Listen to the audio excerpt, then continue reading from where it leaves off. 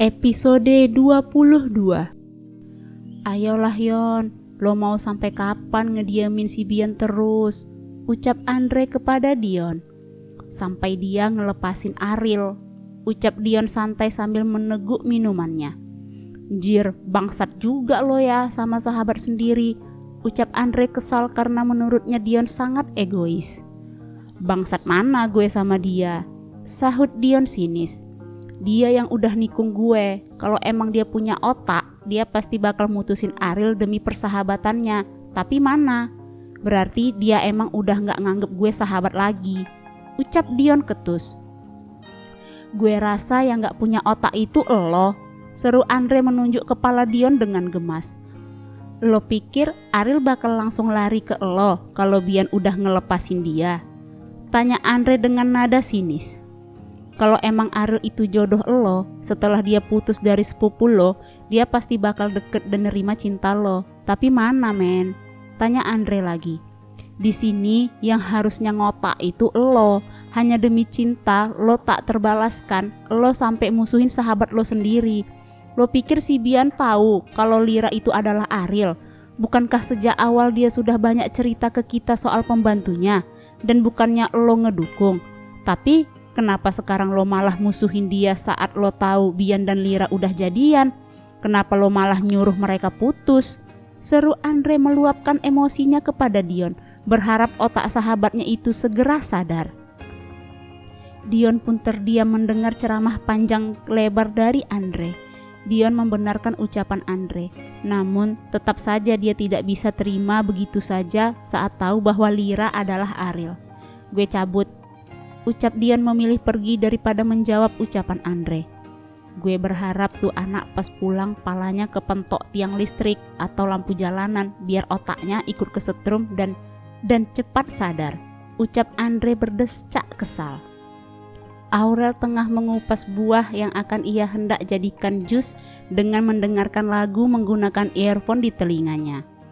Aurel terus berdendang menyanyikan lagu dari Wali Band. Namun saat tiba lagu itu yang dia nyanyikan bertepatan dengan Raffi yang hendak mengambil air minum ke dapur. Ngapain lo? Tanya Raffi untuk kesekian kalinya karena sedari tadi Aurel sama sekali tidak mendengarnya. Woi! Teriak Raffi menarik paksa earphone di telinga Aurel dengan kesal lantaran Aurel masih aja sibuk dengan aktivitasnya. Astaga Raffi, lo kata kuping gue budek pakai teriak-teriak segala. Peki Aurel dengan kesal lantaran Raffi meneriaki telinganya.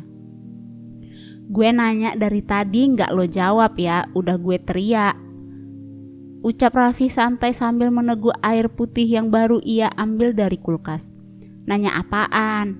Tanya Aurel dengan wajah cemberut sambil meniup-niup kupingnya yang berdengung akibat ulah Raffi. Gak jadi, udah basi, ucapnya. Kalau basi dibuang, jangan didiemin, makin busuk, ucap Aurel penuh tekanan. Maksud lo apaan? Tanya Raffi yang merasa kembali disindir oleh Aurel. Gak ada maksud apa-apa, ini buah naga udah mulai basi sedikit. Kalau didiemin lama-kelamaan merembet jadi busuk semuanya. Aurel memperlihatkan buah naga yang ia kupas, memang ada sebagian yang sudah hampir busuk. Udah tahu mau busuk, ngapain masih dikupas juga? Tanya Raffi mengernyitkan dahinya. Kan yang busuk separuh lagi masih bagus, ucap Aurel mengedikkan bahunya. Buang, titah Raffi dingin. Ini juga mau gue buang yang busuknya, jawab Aurel sambil memotong buah naga yang telah ia pilih dari yang sebagian bonyok itu.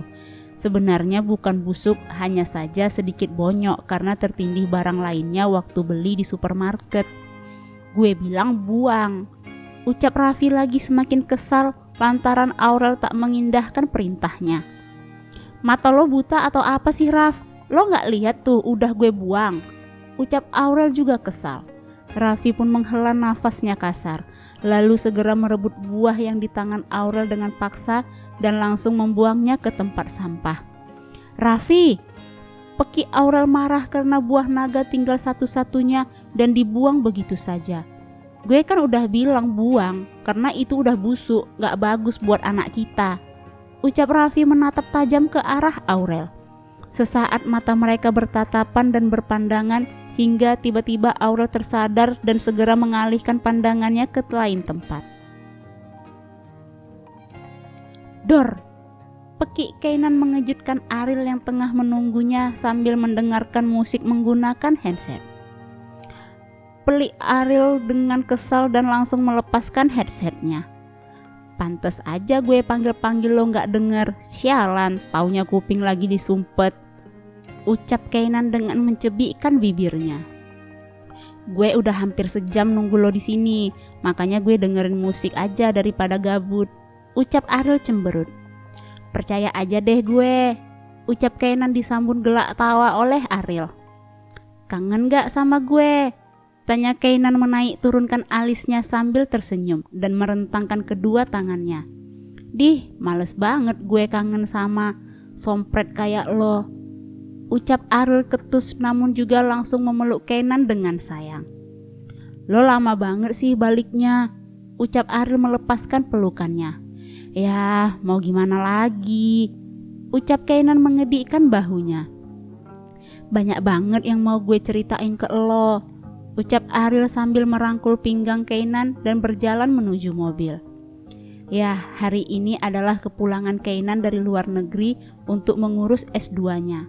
Kainan kembali ke Indonesia hanya sebentar, sebelum nantinya akan menetap di London untuk beberapa tahun ke depan.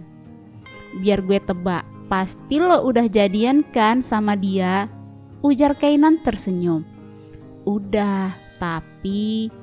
Ucap Ariel cemberut dan akhirnya ia menceritakan semua masalahnya kepada Kainan. Tentang perihal hubungannya dengan Bian yang baru berjalan dan sudah diambang batas karena Dion. Gue mesti gimana? Tanya Ariel. Si Dion dari dulu pantang nyerah juga ya. Ucap Kainan terkekeh membuat Ariel menghembuskan nafasnya dengan kasar. Sayang, ucap Bian sambil menggenggam tangan Lira dengan lembut. Saat ini keduanya tengah berada di kafe tempat biasa mereka bertemu. Tapi sehabis menjemput Kainan, Lira langsung pergi karena mendapatkan telepon dari Bian. Kamu masih marah sama aku? Tanyanya lagi, namun Lira masih tetap diam dengan ekspresi datarnya. Apa kamu akan melepaskanku? Tanya Lira pada akhirnya. Omong kosong apa itu? Seru Bian. Sikap kamu itu seolah-olah kayak nyesel banget karena udah kenal dan deket sama aku, Bi. Ucap Lira sendu. Ucapan kamu waktu itu tuh kayak seolah-olah kamu beneran mau ngelepasin aku. Kamu gak tahu gimana sedihnya hati aku pas kamu ngomong kayak gitu. Kamu gak tahu gimana takutnya aku kalau kamu beneran mau ngelepasin aku. Kamu pikir aku bakal bahagia sama Dion. Dan juga apa?